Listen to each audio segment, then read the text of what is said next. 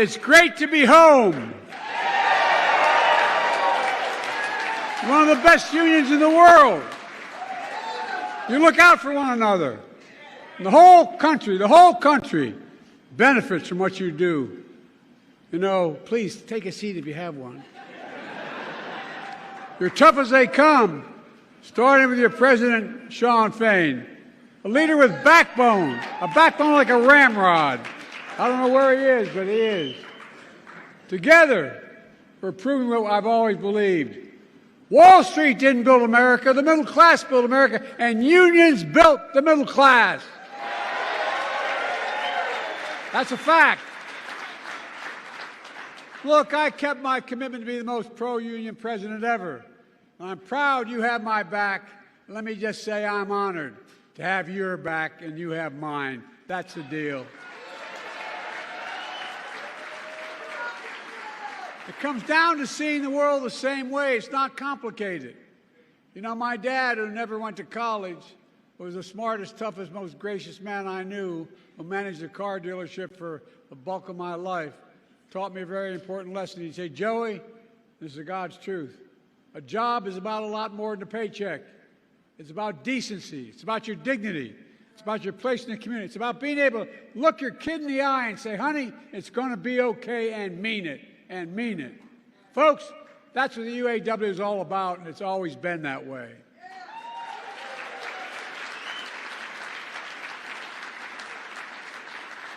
Just after the UAW was founded nearly 90 years ago, it launched what historians call the most important strike in the 20th century. Flint, 1936. Walter Reuther organized a sit-down in the factory. They weren't sure what would happen. They were worried about getting beat up, but they were determined. They were determined. And it took 44 days, but they won the first collective bargaining victory in American history.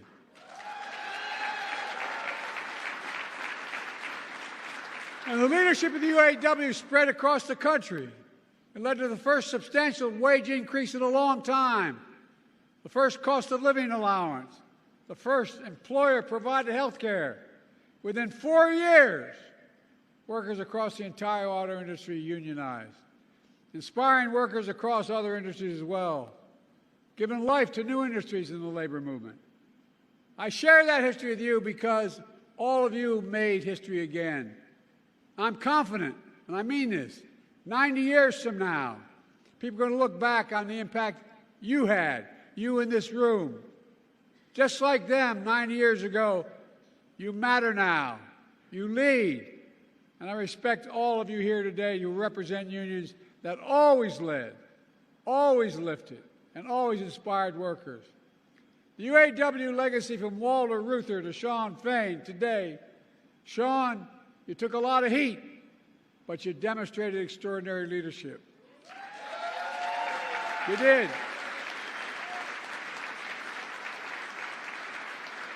And that's what I saw a few months ago during your historic UAW strike.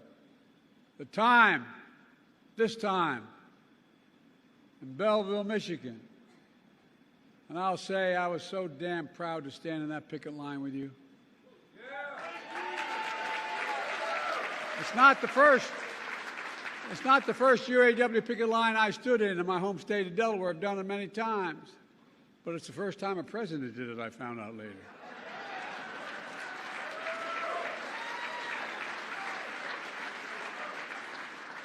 I've always fought for a strong auto industry, with UAW-built cars leading the world. This is about a simple proposition. You built these iconic companies. You built GM. You built these companies. You sacrificed to save them in the worst of times. And you deserve to benefit when these companies thrive. As Shawn said, record profits mean record contracts.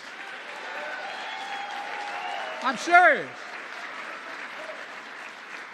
And that's what you got, record wage increases, winning back cost of living adjustments, greater retirement security, more paid leave, and eliminating tears. Whoa, whoa, whoa, whoa, whoa. You all know my position. I'm tired. I've tried, I'm tired about jobs going overseas, having products shipped to. Look, during the Trump administration, a lot of administrations before that, what'd they do? So many people around America lost their sense of pride because whether it was an automobile company or any company at all, that factory that was there for 30 years, hiring, maybe it only had 150 people in it, but it was the heart of the community. Guess what? Corporate America found the cheapest labor in the world, and they sent the jobs to those laborers and sent the product back to us. But not anymore. We're building product here and shipping it overseas. Buy America and build America. I mean it. And what's really important, you made sure the auto future of the world will be made in America. Oh, I mean it. I'm going to digress just a second. Most people don't know that back in the 30s, when Roosevelt was talking about the value of unions, he didn't just say unions are okay. He said any product that, in fact, any money that Congress gives the president to spend to build a product, whether it's an aircraft carrier, an automobile, a tank, or a staircase, no matter what that was, it should be built.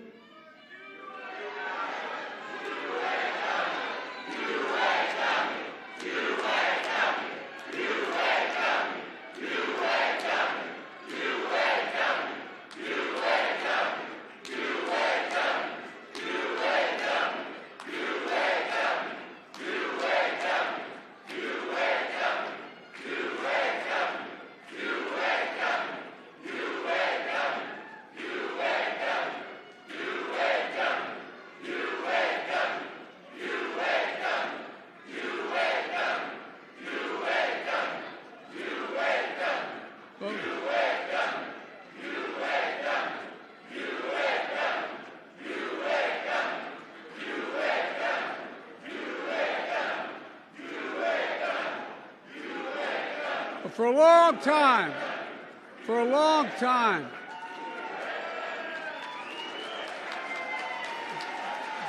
time, the Congress would make an appropriation and send it to the president to spend, whether it's building an aircraft carrier or a staircase. And guess what? It was supposed to be built by an American worker with American products. Well, guess what? I'm going back to that. We build in America, we buy American.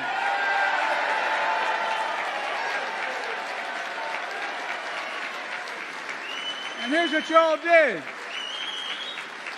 You won commitments from the big three to create thousands of more jobs, to invest tens of billions more dollars, building an auto future made in America. It wasn't just about what you did for the UAW workers. The fact is you've transformed the entire auto industry. That's not yet unionized, or as we call that, the UAW bump. Because of you, Toyota, Volkswagen, Nissan, Tulsa, all gave their workers double-digit raises. Because of you. Workers across the country have seen the largest wage increases for workers building cars and trucks and any other transportation equipment in nearly 30 years. Thousands of these workers are already asking to join your union. Even before this, the UAW has been expanding its reach to workers in auto plants and from auto plants to casinos. You can tell I don't spend much time there. But guess what most people don't know? But the UAW represents researchers in higher education and workers.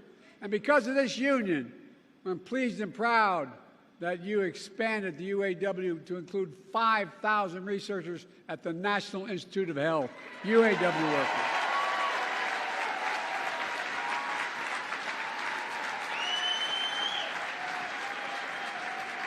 I honest to God have always believed that the union movement in America is important because it produces the best skilled workers in the world. That's what happens. It's good for everybody. It's good for companies. It increases the quality of the jobs, the quality of the products, and it's good for economic growth. In fact, I asked, which is unusual for a president to do, I asked the Treasury Department to do a significant study, the most comprehensive report ever, detailing how unions are good for all workers, including non-union workers, how they found that unions raise standards across workplaces and industry, improving skills and safety, pushing up wages, strengthening the benefits for everyone. It matters. It matters. It matters. And some in corporate America finally began to figure it out. And look at what we're doing. It's good for workers and companies. Since I took office, we've attracted billions of dollars in investment here in the United States. We supercharged advanced manufacturing, including electric vehicles made by union workers in America. China's determined to dominate that market with EV predominantly made in China and Chinese jobs. The previous administration was content to sit in the sidelines and let China take all these jobs. But I won't let that happen. I will not.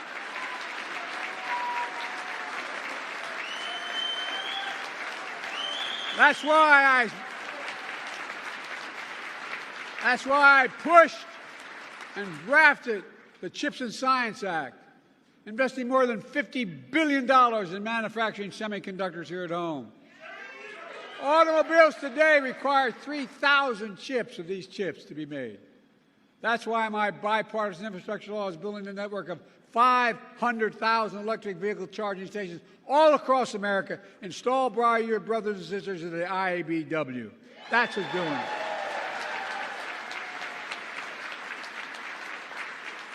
That's why the Inflation Reduction Act, which the other team, not a single person, supported, that I signed into law, there's a dramatic incentive for the big three and other auto companies to make it here, their future here in America, with American jobs.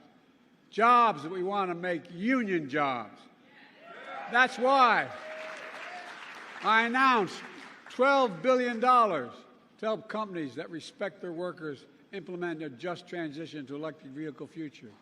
Because I strongly believe that companies transitioning to new technology should retool, reboot, and rehire in the same factories, in the same communities with comparable wages.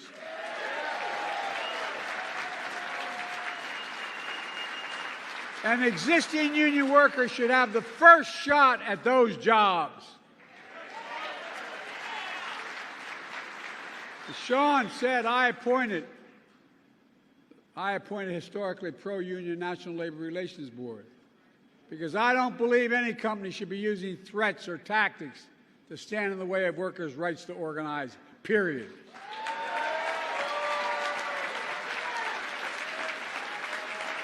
And folks,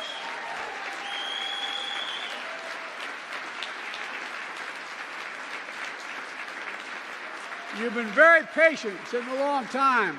But these investments are paying off.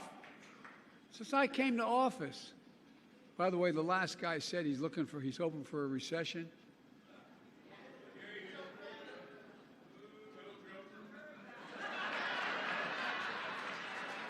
Because he does not want to be the next Herbert Hoover. He's already Herbert Hoover. He's the only president other than Herbert Hoover who lost jobs when he was president. Look, since I came to office, with your help, we've created 14 million new jobs. 14 million. Nearly 800,000 manufacturing jobs nationwide. And that means we're creating American jobs and exporting American products instead of the other way around like we saw for too long. Unemployment has been below 4% for the longest stretch in 50 years, and it's going down. Wages are up. Household wealth is up. We have the lowest inflation and fastest recovery of any major economy in the world. We have the fastest growing economy in the world. I know we have more to do, and we're making real progress. Over the last year, Prices are down on everyday items from a gallon of gasoline to a gallon of milk. And folks are beginning to feel it. Last week, we saw one of the biggest jumps in how positive consumers are about feeling about their personal circumstance. But we have more work to do.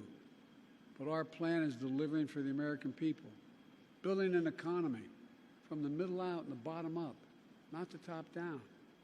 That's what I said I was going to do. That's what I tried to do as a senator and vice president.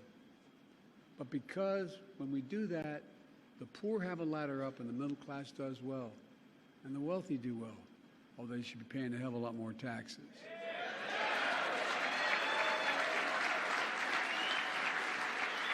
We all do well. It's called Bidenomics. If you notice, all the major economists who are talking about there's going to be a recession next week, next month, all of a sudden, they're seeing the Lord. I'm a little worried. Some of the major economists in American history are now giving me credit. It's like, oh, God, what's going on? But look, all kidding aside, this is a fundamental break from what used to be called trickle-down economics that some Democrat presidents did as well as Republicans. You know, I sat not a lot trickle-down on my dad's kitchen table growing up. There wasn't a lot. The idea was that the wealthy do very well, there'll be a lot left over, and it'll trickle down to ordinary folks. Well, guess what? That trickle-down economy was supercharged by my predecessor. It cut taxes for the very wealthy and the biggest corporations. It shipped good-paying jobs overseas because labor was cheaper. It shrank public investment in infrastructure and education, invested less. It hollowed out entire communities, closing factories. I'm not making this up. You know this to be true. Closing factories, attacking unions, leaving too many Americans behind. In fact, when Donald Trump was in office, 6 auto factories closed around the country. Tens of thousands of auto jobs were lost nationwide during Trump's presidency. During my presidency, we've opened 20 auto factories and more to come. We've created more than 250,000 auto jobs all across America. Now, while I stood in solidarity with you on the picket line, as your president said, I went on a picket line, Donald Trump went to a non-union shop and attacked you. Let me tell you something I learned a long time ago. If I'm going to be in a fight, I want to be in a fight with you, the UAW. With you. No, I mean it. We have a big fight in front of us. We're fundamentally changing the economy of this country, and everybody's getting a little worried about it, the very powerful. Some are seeing the light. But changing the economy, taking it from an economy that takes care of those at the top, and changing an economy that gives people who built this country a fair shot. Again, back to my dad. All anyone wants is just a fair shot. Just a fair shot. An even shot to be able to make it. That's what my economic plan is all about. That's what the UAW is all about. That's what your battle has been about. The days of working people being dealt out of the deal are over in this country as long as I'm president. Working people are going to get their fair share. You've earned it. You fought for it. And you deserve it. So today I want to say to all of you, thank you. Thank you. I could not be more proud or more honored that you've chosen to stand with me. For all the progress we made together, you're the real hero. I mean, I want to make it clear, you're the heroes of the story. It's not what I did, it's what the American people standing up with backbone did. You're the reason why. And I mean this sincerely. I'm supposedly an expert on foreign policy. I've known every major world leader for the past 25 years. And guess what? As I tell every world leader, remind them, whether they're an adversary or an ally, it's never, ever, ever been a good bet to bet against the American people. Never, never, never. And that's been true throughout history, and it's still true today. Because of you. I mean this. Because of you, I've never been more optimistic about America's future. We just have to remember who we are. We are the United States of America. And I mean this.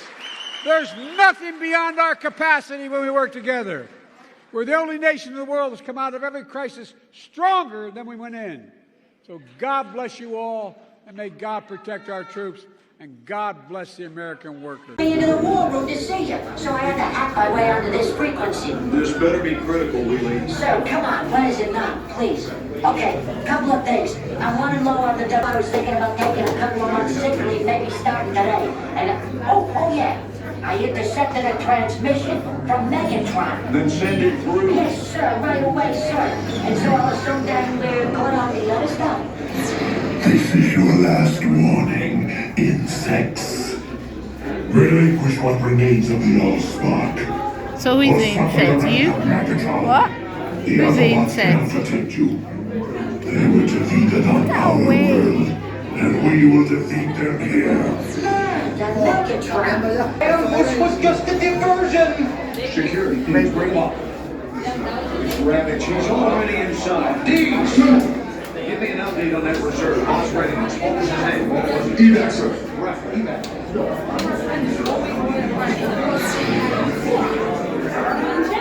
She's right in front.